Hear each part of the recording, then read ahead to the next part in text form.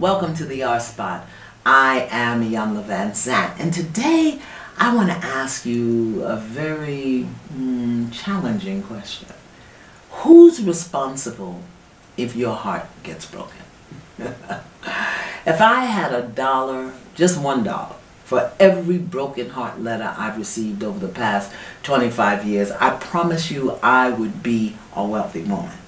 I have heard everything, and I do mean everything, from men, from women, young people, old people, about how their heart was broken, wounded, stomped on, smashed, and destroyed as a result of a betrayal or a breakdown in a relationship. More often than not, these people will vow or attempt to never love again. Sometimes they engage in a pattern of bad behavior, extracting revenge from others for the pain they've encountered. Some run from relationships, and others run in and out of relationships, anticipating more pain. They dip their toe in, and then they jump out before anything bad can happen to them again. Now, from what I have heard, relationships can be nasty, dangerous places where your heart and your dignity are at stake. Or is it that your heart and dignity were on shaky ground when you went into the relationship? And what happened was that your beliefs and expectations were validated. That brings us to our question today. Who is responsible if your heart gets broken? So, take a breath, a deep breath, and let's dive into this one. I want to lay out some basic laws of life and principles of the universe in which we live. We are always creating our reality, even when we don't know that's the case. There is a law of cause and effect that operates at all times and impacts everyone. This law says, mind is the cause of everything. So, whatever you hold in your mind will create the effects you experience. There are things in your conscious mind that you know about and things in your subconscious mind that you may be totally and completely unaware of. However, the mind is creating effects moment by moment. Second thing I want us to consider is that every relationship you have is a function of the relationship you are having with yourself. People come into your life to mirror back to you the things you know, acknowledge, accept, and embrace about yourself, and the things about which you may be unaware. People come into your life to advance your spiritual curriculum because we each have one. We each come into this life with things we must learn or unlearn, things we must teach, and things we must be taught. Many of us don't realize that relationships are the classroom in which our curriculum is activated. When you need to learn how you do you, what you need to learn to unlearn something so that you no longer do it, some relationship in your life will become the classroom, and you will get a pop quiz in order to take a long, deep look at yourself. Here's another thing. Every relationship, the good ones, the difficult ones, have a purpose, a learning purpose, a healing purpose, an evolutionary growth purpose, and a divine purpose. Now, the temptation here will be to say, Iyanla, you are out of your ever-loving mind. What am I supposed to learn from being abandoned or rejected? What is the purpose of me being betrayed or abused? How am I supposed to heal from being taken advantage of, lied to, cheated on, and then discarded?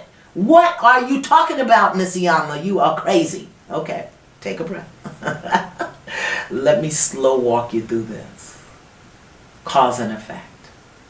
The mind is creative and creating. When we have an experience, we develop certain beliefs, understandings, and expectations. When we have an experience, we respond based on our history, our learnings, our conditionings, our programmings, and our perceptions.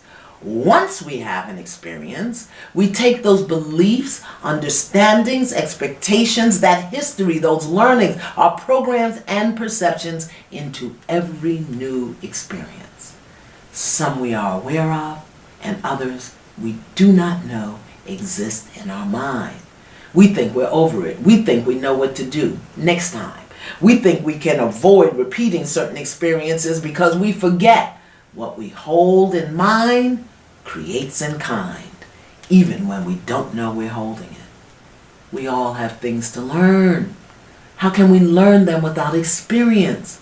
Experience is our best teacher, so every new experience brings us the opportunity to learn something new about ourselves, others, and the process of life. Now here's where it gets sticky. If we go into a new experience, a new relationship, holding on to our historical beliefs, understandings, and expectations, the mind will create more of the same. And in life, we don't get what we ask for. We get what we believe, and we get what we expect. If you've been cheated on, lied to, betrayed, abused, abandoned, there may still be a part of you holding on to that in your mind, and you may be totally unaware of it. Then all of a sudden, bam! With all of your good efforts, all of your promises to yourself, all of your attempts to be careful and cautious, before you know it, you will find yourself right where you were before. Now, it's not punishment. It's not to say you weren't careful. It's not even that the other person is a low-down, dirty dog. It is that there is an experience, a belief, an expectation being held somewhere in your mind that is recreating itself. And your mission, should you choose to accept it, is to root that cootie out and put an end to the pattern. Yes, the pattern. We all have patterns. The things we do, the things we avoid, the way we operate in life unconsciously, that must be changed in order for us to have a new experience. When we are not aware of our patterns, and when we spend more time examining what was done to us than we do exploring how we participated and responded, we will misidentify the pattern that brought the experience to us in the first place. Please, please remember that your mind is creating moment by moment, and what is being created is a function of what is being held and hidden in your mind. So, whose responsibility is it if your heart gets broken? Beloved, it is your responsibility. Not because people behaved badly, not because people lied to you, cheated on you, took your kindness as a sign of weakness. It's not your responsibility for the experience that broke your heart, but it is your responsibility to choose how you will hold and how you will respond to the way people have behaved in your life. Please notice here, I am speaking to responsibility, not blame or fault. I'm not even talking about the other person and what they did or did not do. I'm talking to you about your ability to respond. Responsibility, your ability to respond productively and powerfully to the experiences that come in your life to teach you more about who you are and who you are not. Responsibility, your ability to respond to a cheating lover, a lying friend, a dysfunctional parent, an ungrateful child, and a nasty coworker. Responsibility, your responsibility to learn what you need to learn, teach what you are equipped to teach, and move beyond your broken places to up-level your beliefs and expectations about what is and what is not acceptable in your life as a function of who you believe you are. Here's an example. Now, I just saw this a few weeks ago on Greenleaf, a new show on the OWN network. Listen, I get a lot of lessons and teaching material from watching television. Now, Greenleaf is a show about family secrets and the shenanigans that go on in the church. Noah is the chief security officer at the church, and he's engaged to marry Isabel. But his childhood sweetheart, Grace Greenleaf, she came back to town after a 20-year absence. Now, Grace asked Noah to help her uncover the family secrets, so they were working closely together without ever mentioning their past relationship. That means there was no closure, but we're going to talk about that later. Now, Isabel was suspicious. She had an inkling that Grace and Noah were still attracted to one another, but she believed in and trusted Noah. Well, one night, actually 2 days before the wedding, Grace and Noah did it. That's right, they hooked up and spent the night together. The next day, they walked around like nothing had happened. But after Noah told Isabel what he had been working on with Grace, Isabel went to apologize to Grace for being suspicious of her.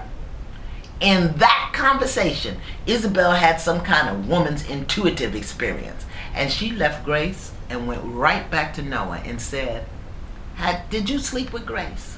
Now Noah didn't answer, which was the answer. Do you know what Isabel did?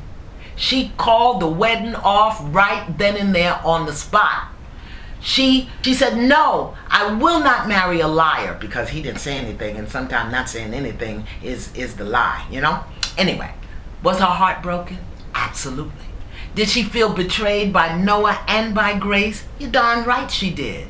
Did she weep and cry? I don't know, because they didn't show us that part.